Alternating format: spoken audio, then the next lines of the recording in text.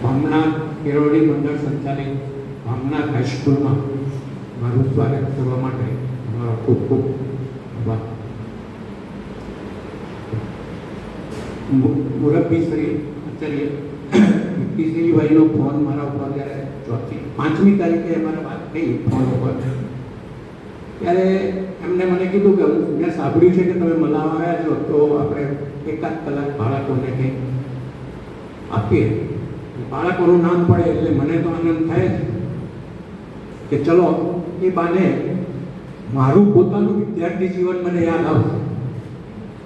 એટલે મેં કીધું કે સારું, આપણે ગમે ત્યારે અરેન્જમેન્ટ કરી દઈશું.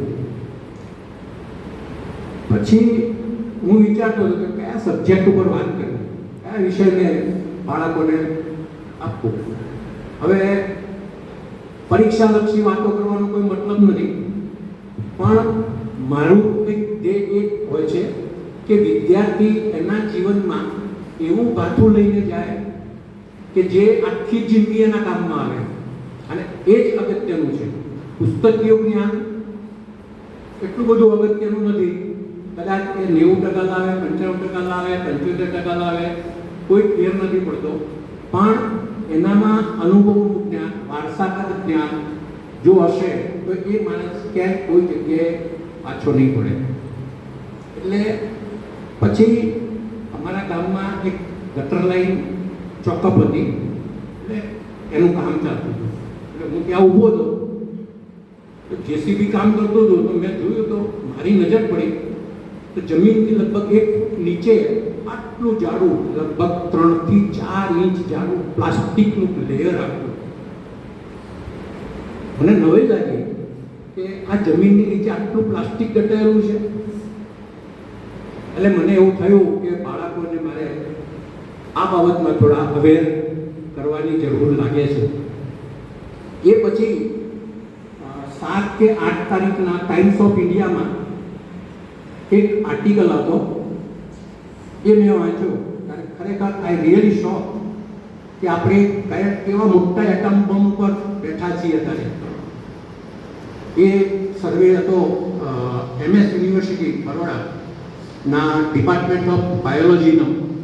MSCના 2 સ્ટુડન્ટ ફાઇનલ યરના એમને કરે તો, અને એમની જોડે એમના હેલ્પમાં એટલે ગાઈડ તરીકે નવરચના યુનિવર્સિટી બરોડાના ડિપાર્ટમેન્ટ ઓફ બાયોલોજી એન્ડ જીઓલોજીના હેડ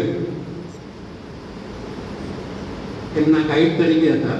અને એ લોકોએ એક સર્વે કર્યો મહીસાગર રિવર અને નર્મદા રિવર કે જે બરોડાની આજુબાજુમાં છે. તો એના પાણીના સેમ્પલ લીધા. મહીસાગરના અલગ અલગ લગભગ 100 જગ્યાએથી સેમ્પલ લીધા, અને નર્મદાના બી 100 જગ્યાએથી સેમ્પલ લીધા. પછી જે મહીસાગરમાં અને નર્મદામાં જે લાઈવ સ્ટોક એટલે કે આપણે જે માછલીઓ હોય એ અલગ અલગ માછલીઓના સેમ્પલ લીધા, અને પછી એનું ડાયગ્નોસિસ કર્યું. ત્યારે એક જે રિયલ જે બહાર આવ્યું ને, જે સત્ય, કડવામાં કડવું સત્ય, એ સાંભળીને તો આપણે હચમચી જઈએ. તો મહીસાગરના પાણીમાં અને નર્મદાના પાણીમાં માઇક્રોપ્લાસ્ટિક કોમ્પોનન્ટ્સ હતા. પ્લાસ્ટિકના માઇક્રો કોમ્પોનન્ટ. તમે વિચારો, એ માઇક્રો કોમ્પોનન્ટ, એ પાણી તો આપણે આખું બરોડા પીવે છે. હું એકલો પીવું જેવું નહીં, આખું બરોડા પીવે છે, અને ભરૂચથી પીવે છે. ઘણા બધા સિટી નદીનું પાણી આપણે પીતા હોઈએ છીએ. હવે એ નદીના પાણીમાં જો માઇક્રો પ્લાસ્ટિકના કોમ્પોનન્ટ હોય તો શું હાલત થાય આપણા શરીરની. અને બીજું માછલી, તો માછલીનું જે એના સ્ટેમ સેલ હતા, જે એના માંસપેશીઓ જે હતી, એનું જ્યારે એનાલિસિસ થયું ને, ત્યારે ખબર પડી કે એમાં ભારોભાર હેવી મેટલ્સ હતા. લેડ, પછી મેંગેનીઝ, આવા જે હેવી મેટલ્સ કે જે આપણા શરીરને નુકસાન કરે છે, એવા હેવી મેટલ્સ એમાં ભરપૂર માત્રામાં હતા. કારણ કે એ માછલીઓ શું ખાય છે, એ પાણીમાં જ રહે છે, પાણીમાં જે કંઈ મળે છે એ જ ખાય છે. એટલે પ્લાસ્ટિકે તો કેટલી હદ સુધી આપણી પથારી ફેરવી કાઢી છે. એટલે મને લાગ્યું કે હવે મારે આ સબ્જેક્ટ ઉપર જ હું વાત કરીશ બાળકોને, એટલે જે થોડી ઘણી બી અવેરનેસ આવે અને બાળકો આનાથી થોડા દૂર થાય તો હવે જે બગડી ગયું છે એમાં તો આપણે બહુ સુધારો કરી શકીએ એમ છીએ નહીં, પણ હવે વધારે ના બગડે એના માટે આપણે કંઈક જો કરી શકતા હોય તો પ્રયત્ન કરવા જોઈએ. એ પછી બીજો એક સર્વે મને જાણવા મળ્યો કે આપણે જે પ્લાસ્ટિક એટલે પેકેજ ફૂડ, જેને આપણે ઇંગ્લિશમાં પેકેજ ફૂડ કહીએ છીએ અને આપણે તમે દેશી ભાષામાં પડીકો, એ પડીકાથી બે ટાઈપના નુકસાન. એક તો એ જે પડીકું તમે ખાલી કરીને ફેંકો એટલે એ પ્લાસ્ટિક તમારી જમીનને નુકસાન કરે, કારણ કે પ્લાસ્ટિક 50 વર્ષ સુધી પણ એ નોન બાયોડિગ્રેડેબલ છે, એ ડિગ્રેડ થતું જ નથી. તમે કાગળની કોથળી નાખશો ને તો 4 વર્ષે કે 5 વર્ષે એ ડિગ્રેડ થઈ જશે અને જમીનમાં ભળી જશે, પણ પ્લાસ્ટિક 50 વર્ષ સુધી નથી ભરતું. એટલે પ્લાસ્ટિક એ રીતે આપણને નુકસાન કરે છે. અને બીજું એ જે પડીકાઓમાં કે પેકેજ ફૂડમાં જે આપણે ફૂડ ખાઈએ છીએ એ ફૂડમાં સોલ્ટ વધારે હોય છે, સોડિયમ સોલ્ટ, જેને આપણે સામાન્ય સાદી ભાષામાં મીઠું કહીએ છીએ. મીઠું કહીએ કે પાપડ ખાર કહો કે બેકિંગ સોડા કહો કે ખાવા પીવાનો સોડા કહો, એ કોઈ પણ સોડાના ફોર્મમાં હોય, એ કાર્બોનેટ હોય કે સલ્ફેટ હોય કે ક્લોરાઇડ હોય, એ કોઈ પણ એ બધો સોડિયમ સોલ્ટ ગણાય. તો એનો એક સર્વે સેન્ટ્રલ ગવર્મેન્ટમાં ફૂડ એન્ડ ન્યુટ્રિશન ડિપાર્ટમેન્ટ છે એનું, જેને આપણે FSSAI કહીએ છીએ, કે જે આપણે શું ખાવું ને એનો જે મીટ્સ હોય બધી જે એના કોમ્પોઝિશન્સ હોય એ બધું એ ડિસાઇડ કરતું હોય છે આ સંસ્થા. એને વચ્ચે એક સર્વે કર્યો તો લગભગ 2024 જૂનમાં પબ્લિશ થયો. સર્વે તો 2023થી ચાલતો હતો, પણ 2024 જૂનમાં એનો સર્વે પબ્લિશ થયો.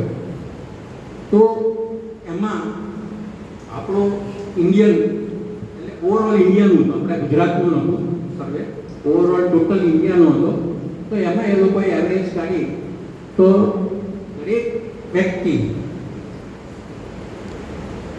એની લાઈફસ્ટાઈલમાં 10 ગ્રામ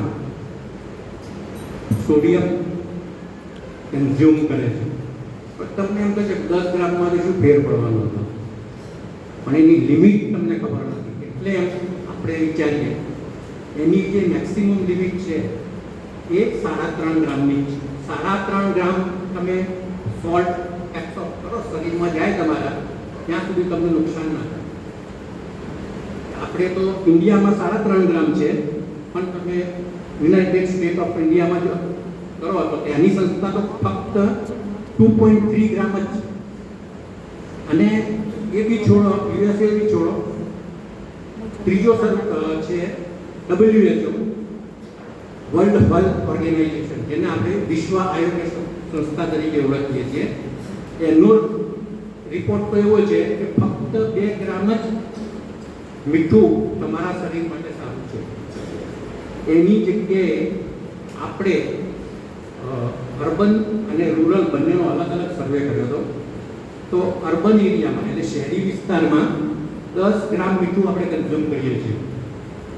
વિચારો 3.5 ગ્રામ ત્યાં 2 ગ્રામ ત્યાં 2 ગ્રામની લિમિટ આપણે ગણીએ WHOની તો 5 ગણું મીઠું આપણે કન્ઝ્યુમ કરીએ છીએ. અને આપણી 3.5ની લિમિટ ગણીએ FSSAIની તો આપણે 3 ગણું મીઠું કન્ઝ્યુમ કરીએ છીએ શહેરી એરિયામાં. ગામડામાં થોડું પરિસ્થિતિ સારી છે, ગામડામાં આપણે 7.5 ગ્રામ મીઠું કન્ઝ્યુમ કરીએ છીએ, પણ એ બી ડબલ તો છે. એટલે આપણે ત્યાં ચેતી જવાની જરૂર છે. જો તમે પડીકા ખાવાના ઓછા કરશો તો એનાથી 2 ફાયદા થશે. એક તો પ્લાસ્ટિકનું જે પોલ્યુશન છે એ અટકશે અને તમારા શરીરમાં મીઠું ઓછું જશે. તો કોઈને એમ સવાલ થાય કે મીઠું તો આપણે બધામાં ખાતા જોઈએ છે ને. હા, એટલે મીઠું આપણા રસોઈમાં હોય જ છે મીઠું, તો પછી પડીકા જ કેમ જવાબ? સવાલ થાય ને, થાય છે કોઈને સવાલ કે પડીકા જ કેમ જવાબદાર? કે અમે કહીએ છીએ એટલે પડીકા જવાબદાર? ના, એવું નથી. તો આપણું સાયન્સનો સ્ટડી જે છે એ સ્ટડી એવું કહે છે કે આપણે જે ટોટલ મીઠું કન્ઝ્યુમ કરીએ છીએ એટલે સોડિયમ, જે ટોટલ સોડિયમ કન્ઝ્યુમ કરીએ છીએ આપણે, એમાંથી 11% સોડિયમ ઇનબિલ્ટ છે, એટલે નેચરલ છે. તમે કોઈ પણ ખોરાક ખાઓ એમાં નેચરલી કુદરતી રીતે જ એટલું મીઠું છે, કુદરતે વ્યવસ્થા કરેલી જ છે કે તમારામાં મીઠાની ડેફિશિયન્સી ના આવે અને ગોઈટર જેવા રોગો ના થાય.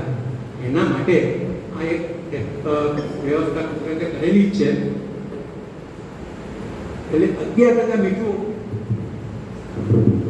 ઇનબિલ્ટ જ છે, કુદરતી છે, એટલે એમાં કંઈ વધારો ઘટાડો પોસિબલ નથી. પછી 14%, બાકીનું જે 14% છે, 11% વત્તા 14%, જે 14% જે મીઠું છે એ આપણા ઇન હાઉસ એટલે આપણા ઘરનું જે રસોડું છે એ રસોડામાં આપણે કન્ઝ્યુમ કરીએ છીએ. એટલે થયું કેટલું? 11 ને 14 25%. તો 75% ક્યાંથી આવે છે? 75% મીઠું, 72 થી 75% મીઠું પેકેજ ફૂડ અને હોટલ ફૂડમાંથી આવે છે. એટલે જો તમે આ બહારનું બધું ખાવાનું બંધ કરશો અને ઘરના રસોડાને તો મહત્વ આપશો તો તમારા એ જે 75% વધારાનું મીઠું આવે છે એ બંધ થઈ જશે તમારા શરીરમાં અને ઓટોમેટિક તમારું સ્વાસ્થ્ય સુધરવા માંડશે. બીજું કે એ 75% જે આપણે હોટલ, તો આપણને એમ સવાલ થાય કે હોટલવાળાને ફૂડ પેકેજ ફૂડવાળા આટલું વધારે મીઠું કેમ નાખે છે? કેમ એ લોકો ઓછું ના કરી શકે? પણ નહીં, એ લોકો નહીં ઓછું કરે. એનું કારણ છે કે મીઠું જે છે ને એ પ્રિઝર્વેટિવ છે. મીઠું અને ખાંડ આ બે પ્રિઝર્વેટિવ છે. પ્રિઝર્વેટિવ એટલે શું? કે કોઈ પણ એવો એક કોમ્પોનન્ટ કે જે આપણા ખોરાકને લાંબા ટાઈમ સુધી સાચવી શકે. તમને કદાચ બહેનોને અનુભવ હશે અને આ બહેનને બી કદાચ ઘરમાં અનુભવ હશે કે આપણે અથાણું બનાવીએ ને ઘરે, તો અથાણામાં મીઠું થોડું વધારે જ નાખીએ છીએ આપણે. અને લગભગ અથાણામાં મીઠું છે ને આપણે સિંધાલું, જે ઓરિજિનલ જે જૂનું મીઠું હતું ને સિંધવ, એ સિંધવ મીઠું વાપરતા હોઈએ છીએ. આવું આ વ્હાઇટ સોલ્ટ, જેને ટેબલ સોલ્ટ કહેવાય છે, એ નથી વાપરતા. ઘણા વાપરતા હોય છે, ઘણા વ્હાઇટ સોલ્ટ વાપરે છે, પણ આપણે સિંધાલું અથાણામાં વધારે વાપરીએ છીએ. એટલે અથાણામાં આપણે વધારે નાખીએ. કેમ? કારણ કે આખું વર્ષ રાખવાનું છે અથાણું. આપણે 3-4 દિવસમાં જો કન્ઝ્યુમ કરવાનું તો આપણે મીઠું વધારે નહીં નાખીએ, પણ લાંબો ટાઈમ માટે કન્ઝ્યુમ કરવાનું છે તો આપણે મીઠાને પ્રિઝર્વેટિવ તરીકે એડિશનલ ફોર્મમાં એને નાખીએ છીએ. એટલે આ હોટલોવાળા શું કરતા હોય, હવે હોટલમાં 5 જણા ગયા હોય તો એક જણ એક મિક્સ વેજીટેબલનો ઓર્ડર આપે, એક જણ પાલક પનીરનો ઓર્ડર આપે, એક વળી બટર પનીરનો ઓર્ડર આપે, બધા જાતનો ઓર્ડર.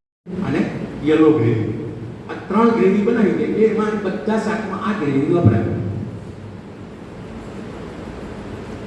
એટલે એ ગ્રેવી બનાવવા માટે ગ્રેવીમાં શું હોય? હવે એ લોકોને કશું ફિક્સ તો હોય નહીં કે ભાઈ આજે 25 માણસ આવ્યા તો કાલે 25 જ માણસ જમવા આવશે, એવું તો ફિક્સ હોય નહીં. એમને તો કોઈક દિવસ 25 આવે, કોઈક દિવસ 50 આવે, અને કોઈક દિવસ 10 આવે. તો એમને તો ખોરાક કેટલો બગડે? કારણ કે એમનો જજમેન્ટ તો આવે જ નહીં. એમનો ખોરાક કેટલો બગડે?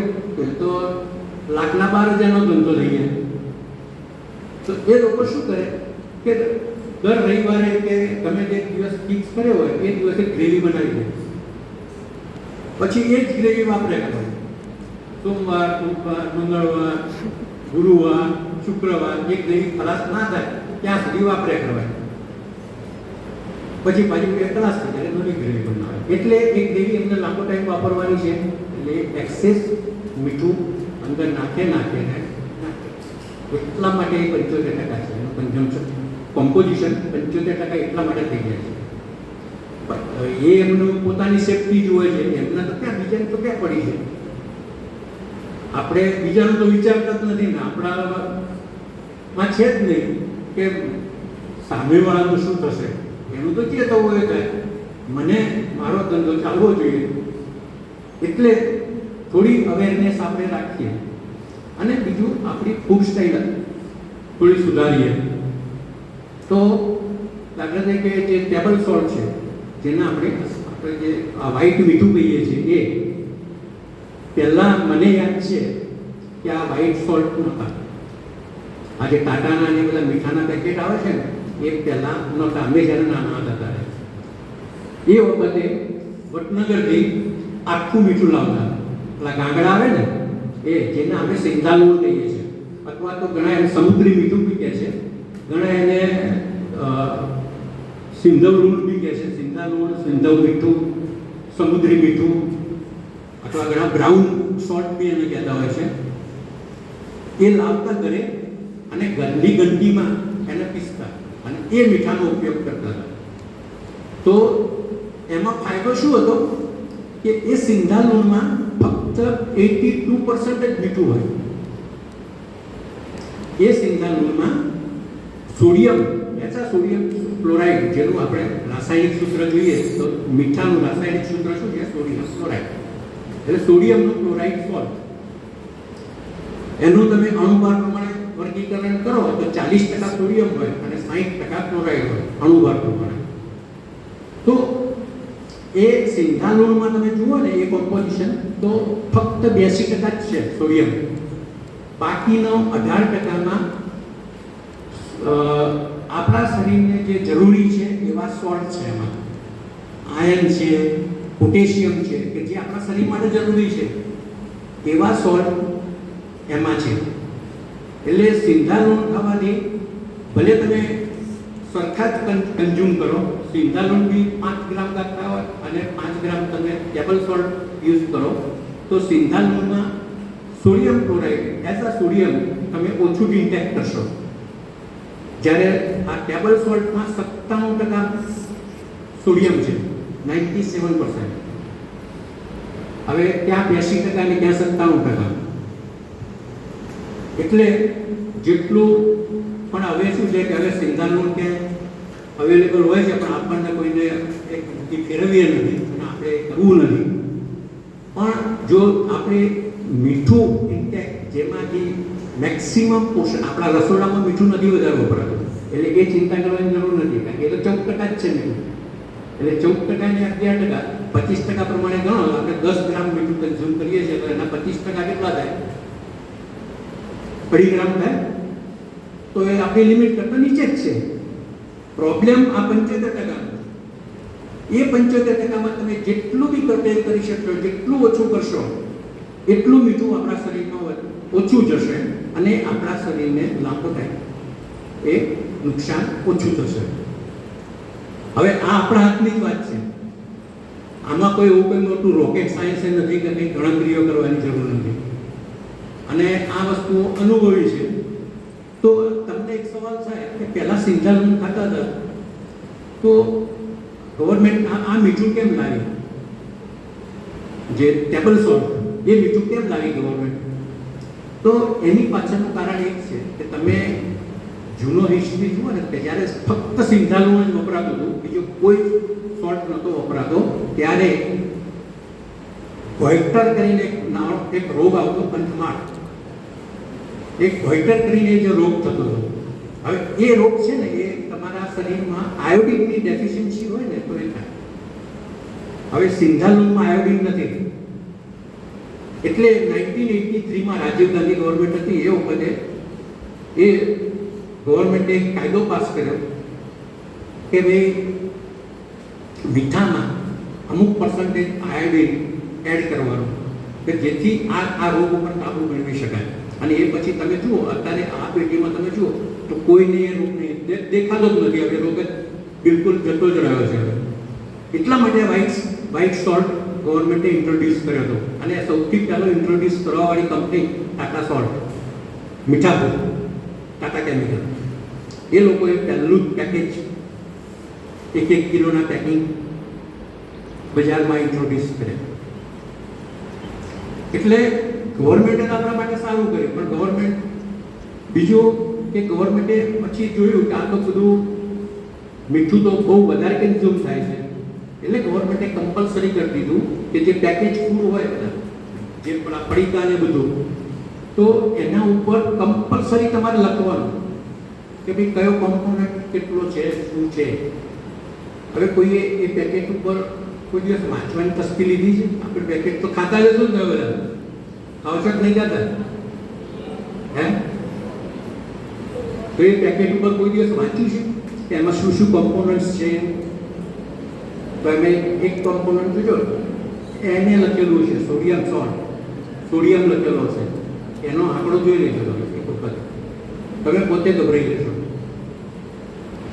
પણ કંપનીવાળા છે બહુ હોશિયાર હોય છે, એ છે બહુ ઝીણા અક્ષરે લખે, એટલે મારા જેવા પેલા બેતાળા આવી ગયો હોય ને એમને ચશ્મા વગર મેળ ના પડે, એટલે પછી વાંચવાનું છોડી દે, જોવે જ નહીં. હું જોવાનું જોઈએ તો દુઃખી થવાય નહીં, એટલે જોવું જ નહીં. પ્લસ આમનું જેવું મોઢું કુસળી દેવાનું, એટલે એવું કે હું કોઈને જોતું નથી એટલે કોઈ મને નથી જોતું. એટલે આપણી પેલી લે ભાગો નીતિ, એટલે કંપની આ બધું જાણતી રહે છે અને બધું ચાલ્યા કરે છે. પણ તમે એ પડીકાઓ પર ખાલી એમાં જે કોમ્પોનન્ટ્સ બધા લખેલા છે અને એના કોમ્પોઝિશન જે લખેલા છે એમાં તમે જોજો તો તમને ખબર પડશે કે એમાં કેટલો સોલ્ટ હોય છે. એટલે પછી તમને યાદ થશે કે ના 75% આપણો બરાબર છે, આવે જેટલું મીઠું તો આપણા શરીરમાં, ને મીઠું લાંબા ગાળે આપણા શરીરમાં નુકસાન કરે છે. એટલે એ જેટલું, જો મારી બધાને રિક્વેસ્ટ છે કે એ જેટલું એવોઇડ થાય એટલું કરજો. એનાથી આપણે કોઈ પણ ડૉક્ટર જોડે ગયા હોય અને બીપી મપાવી અને બીપી હાઈ આવે તો ડૉક્ટર પહેલી સલાહ શું આપે છે? મીઠું ઓછું કરો. ઘણા તો કેવું હોય કે એમના ડાઇનિંગ ટેબલ ઉપર મીઠાઈ પેલી મૂકેલી હોય, સલાડ હોય તો ઉપર સ્પ્રે કરે. અને સલાડ તો નેકેડે ખાવાનો હોય, એના ઉપર મીઠું નખાય જ નહીં, ઓરિજિનલ ટેસ્ટ જ ના આવે તમારો. આજે ગાજરનો સલાડ તમે બનાવ્યો હોય, હવે એમાં તમે મીઠું નાખો તો મીઠાનો ટેસ્ટ આવશે, ગાજરનો નહીં આવે. તમને ખબર જ નહીં પડી કે ગાજરનો ઓરિજિનલ ટેસ્ટ શું છે. એટલે આપણી જે ફૂડ હેબિટ્સ જે છે એ ફૂડ હેબિટ સુધારવાની જરૂર છે. અને એ આપણે ફૂડ હેબિટ સુધારીશું આવી રીતે, ડાઇનિંગ ટેબલની જે ફૂડ હેબિટ્સ છે બધી આપણી એ સુધારીશું, એનાથી ઘણો બધો ફેર પડશે. અને એ આપણને જ ફાયદો છે, એમાં બીજા કોઈને કંઈ ફાયદો નથી. આપણી પોતાની જાતે આપણું પોતાનું હેલ્થ સુધરશે. એટલે એના લીધે તમારું ફૂડ સોડિયમ ઇન્ટેક ઓછું થશે તો ઓટોમેટિક તમારું બીપી બી કંટ્રોલ થશે, પછી બીપીની ગોળીઓની ખાવાની જરૂર નહીં પડે.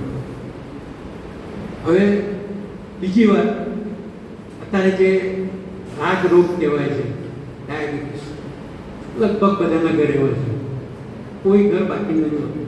બધા સવારે ઉઠે એટલે પહેલાં બીપીની ગોળી અને ડાયાબિટીસની ગોળી, બપોરે ખાધા પછી ડાયાબિટીસની ગોળી, સાંજે બી ડાયાબિટીસની ગોળીઓ જ કહીએ છીએ આપણે.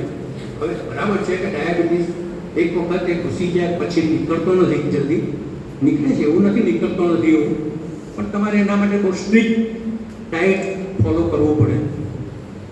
પણ એ ડાયાબિટીસ આપણા શરીરમાં ઘૂસે જ નહીં, એના માટે જો તમે નાનપણથી એ જે ટેવો પાડશો બધી આપણી ફૂડ હેબિટ ચેન્જ કરવાની, તો એ તમારા ડાયાબિટીસથી તમે બચી શકશો. કારણ કે ડાયાબિટીસ બહુ ખરાબ વસ્તુ છે અને અમુક ટાઈમે તો ડાયાબિટીસ એટલો વધી જાય કે તમારે ઇન્સ્યુલિન લેવું પડે, એટલે રોજે રોજ ઇન્જેક્શન લેવા પડે. 15 ml 20 ml ઇન્સ્યુલિન લેતા હોય એવા કેસ મેં તો જોયેલા છે, દિવસમાં 2 વખત. હવે 20 ml ઇન્સ્યુલિન એટલે શું કહેવાય? દિવસનું 2 વખત લેતા હોય તો 40 ml ઇન્સ્યુલિન, એટલે હદ થઈ જાય. તો આ બધું આપણે ત્યાંથી આપણી જાતને કઈ રીતે બચાવી શકીએ? તો એના માટે સાહેબે જે વાત કરી ને ઘઉંને એ, તો એના માટે એક સ્ટાન્ડર્ડ છે, એક ગ્લાયસેમિક ઇન્ડેક્સ. ગ્લાયસેમિક ઇન્ડેક્સ એક એવો ઇન્ડેક્સ છે કે એ ખોરાક તમે, એ વસ્તુ તમે તમારા શરીરમાં લો, ડાયટમાં લો રસોડામાંથી, તો એ પછી એ કેટલું ગ્લુકોઝ રિલીઝ કરે છે એનો એક ઇન્ડેક્સ છે. દાખલા તરીકે ઘઉં હોય તો ઘઉંનો ગ્લાયસેમિક ઇન્ડેક્સ 90 છે. આપણે ઘઉંનો લોટ દળીને પછી આપણે પાછા રોટલી બનાવીએ એ પહેલાં ચાળતા હોઈએ છીએ, થૂલું કાઢી નાખીએ છીએ. અને થૂલું જ ખાવાની વસ્તુ છે પણ એના આપણે કાઢી નાખીએ છીએ. એ ચાળેલો લોટ હોય ને તો એનો ગ્લાયસેમિક ઇન્ડેક્સ 90 છે. કેટલો? 90. હવે આપણા શરીર માટે 0 થી 30 ગ્લાયસેમિક ઇન્ડેક્સ હોય તો બેસ્ટ. 31 થી 50 હોય તો સારો, પણ 50 થી 75 બને ત્યાં સુધી એવોઇડ કરો, અને 75 થી ઉપર 100 સુધી તો ક્યારેય નહીં. હવે આપણે થૂલું, જો થૂલા સાથેનો લોટ લઈશું ને તો એનો ગ્લાયસેમિક ઇન્ડેક્સ ઘટી જાય છે, એ 75 થઈ જાય છે. તો શાના માટે ચાળવાનું ભાઈ? આપણે પેલી રોટલી આમ સ્મૂથ થાય, ફૂલે, એના માટે? અરે આપણો સ્વાદ સાચવવાનું છે, આપણે દેખાડો નથી કરવાનો. તો એ 75 વાળો ગ્લાયસેમિક ઇન્ડેક્સ વાળો લોટ આપણે શા માટે ના વાપરીએ?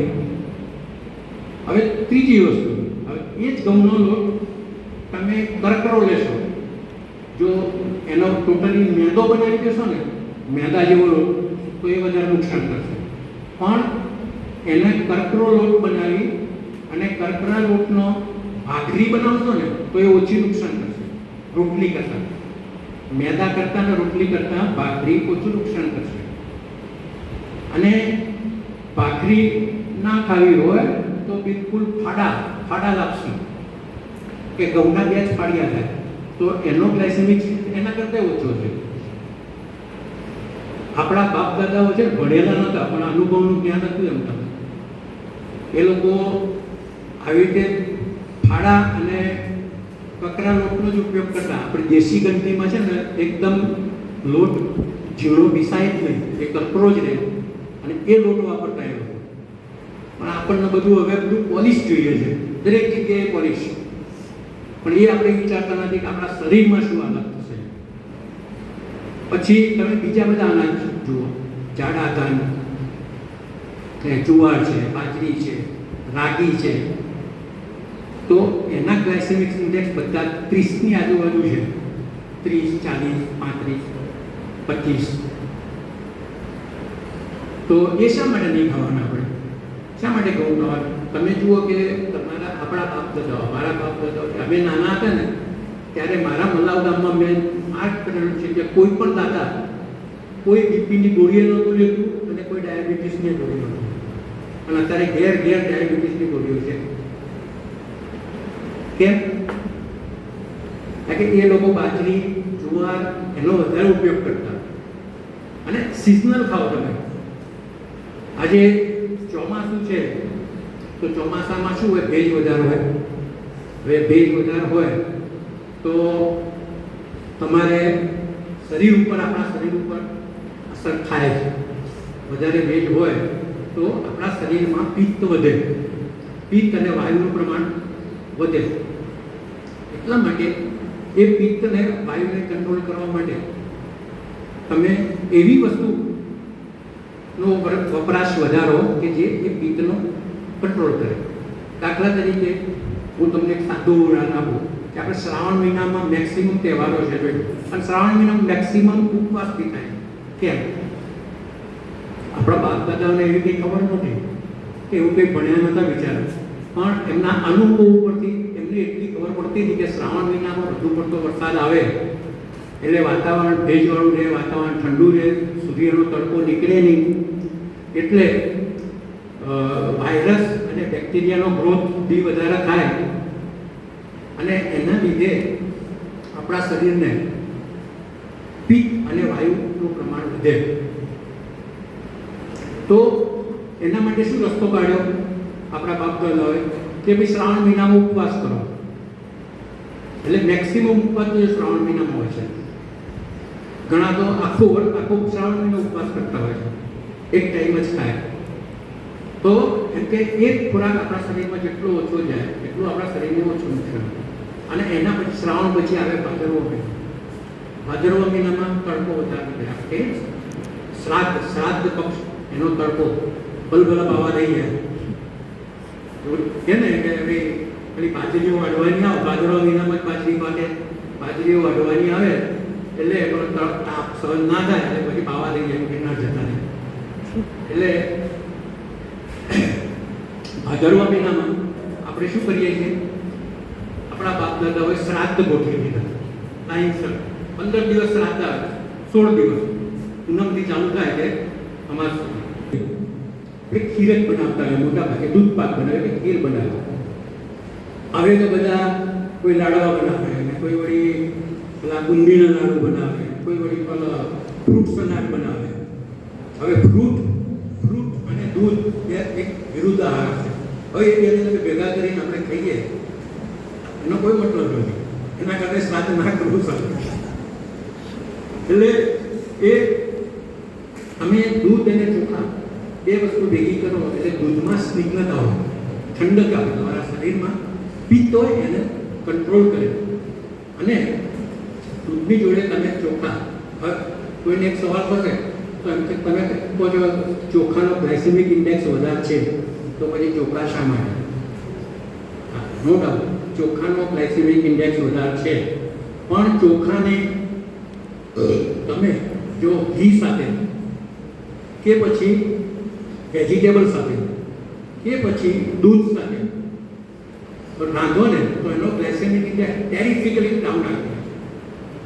આજે તમે ઘરે દાળના ભાત ખાતા હો ને તો ભાતની અંદર 1 ચમચી ઘી નાખી દેવાનું, તમારો ગ્લાયસેમિક ઇન્ડેક્સ 65માંથી સીધો 42 થઈ જશે.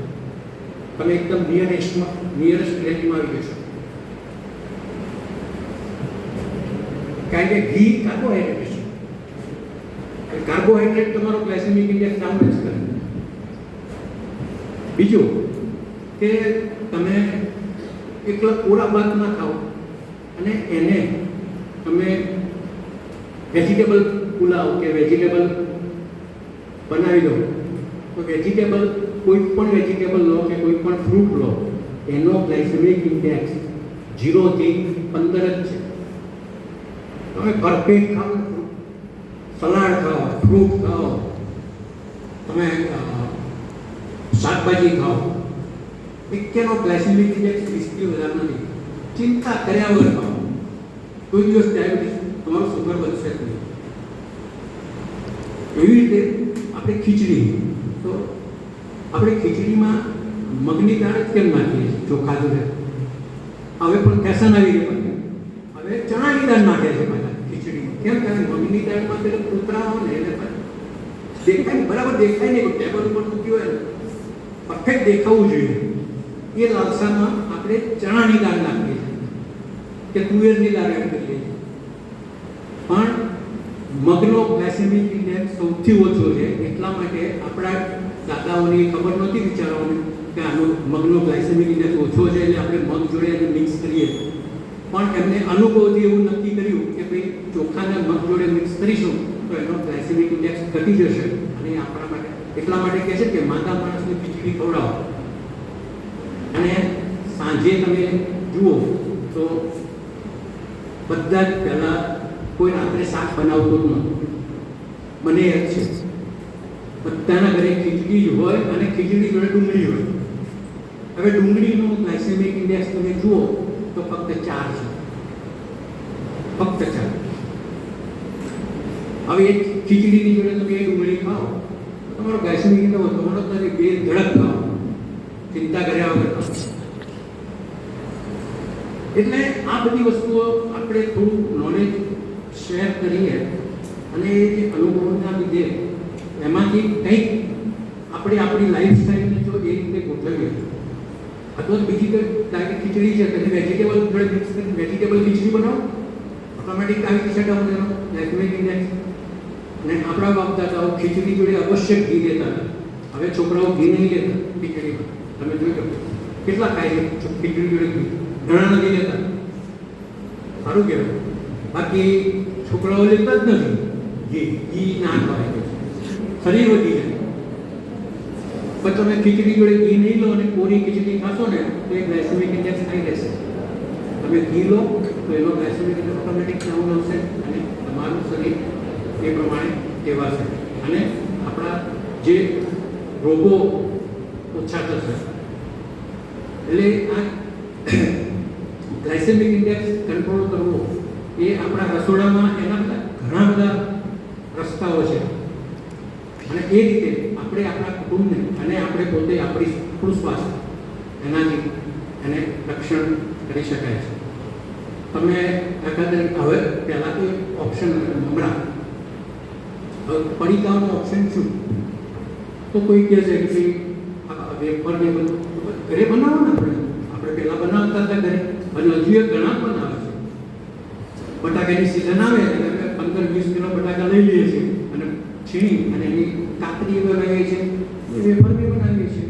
અને આપણે ઘરમાં જે વેફર બનાવીએ છીએ એમાં આપણે સિંધાલુણ વાપરીએ છીએ અને બાફવા માટે જે વાપરીએ એમાં સિંધાલુણ નાખીએ છીએ. આપણું આ સાદું મીઠું નથી નાખતા આપણે. તમે ઘરે પૂછી લઈએ તમારા મમ્મીને તો એ તરત કહેશે કે સિંધાલુણ જ નખાય. એમને એ નહીં ખબર હોય કે સિંધાલુણ આપણે કેમ નાખીએ છીએ. કારણ કે સિંધાલુણમાં ફક્ત 80% સોડિયમ ક્લોરાઇડ છે, જ્યારે આ મીઠા ટેબલ સોલ્ટમાં 97% સોડિયમ ક્લોરાઇડ છે. એટલે ઘરની બનાવેલી વેફર અને કાતરી એ આપણને બેનિફિશિયલ છે. આ 5 રૂપિયાના પડીકા ભાવે કાઢે. અને બીજું કે આ લોકો જે પ્રોફેશનલ બનાવતા હોય વેફર કે એ બધા એ લોકો શું જથ્થામાં બનાવે, એમને તો ટનમાં બનતું હોય ને બધું.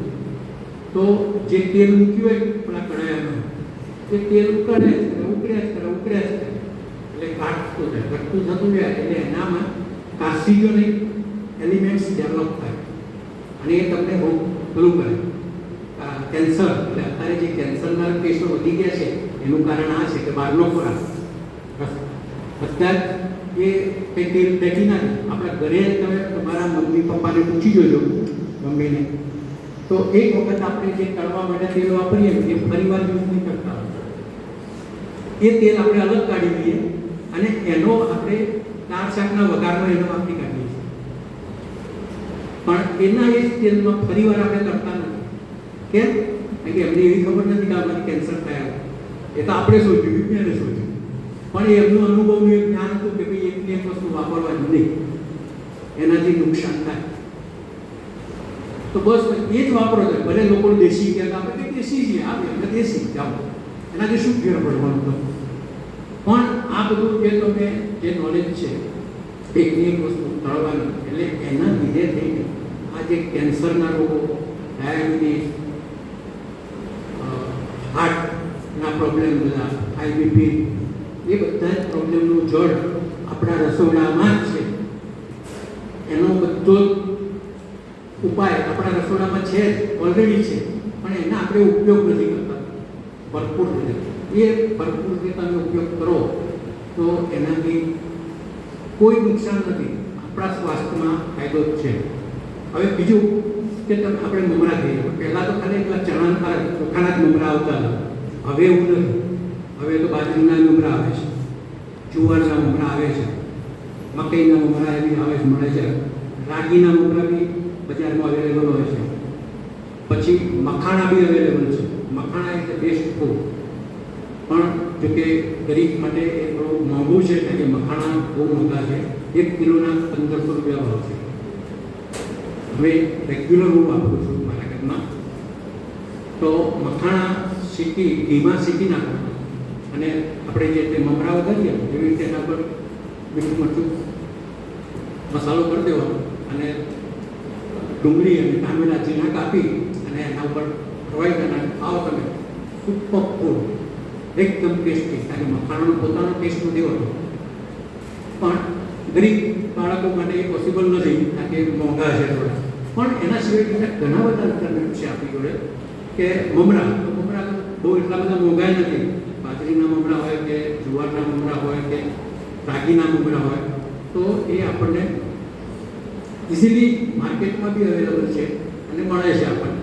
તો રોજ એકના એક જાતના મમરા ખાવા એના કરતાં એક દિવસ તમે જુવારના મમરા ખાવા, એક દિવસ આ ખાવ, તો તમને બી ચેન્જ રહેશે અને આ બહારના પડીકા બી બંધ થશે. તો એટલું ઝેર તમારા શરીરમાં ઓછું જશે, તો એ લાંબા ગાળે તમને નુકસાન ઓછું કરશે. હવે મને એવું લાગે છે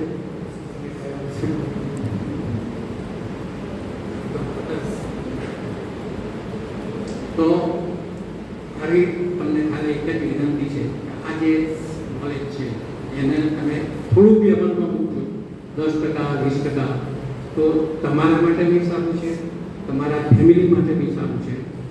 અને એનો ઉપયોગ કરશો તો લાંબા ગાળે તમને પોતાને એવું ફીલ થશે કે મારા શરીરમાં કંઈક ચેન્જ થયો.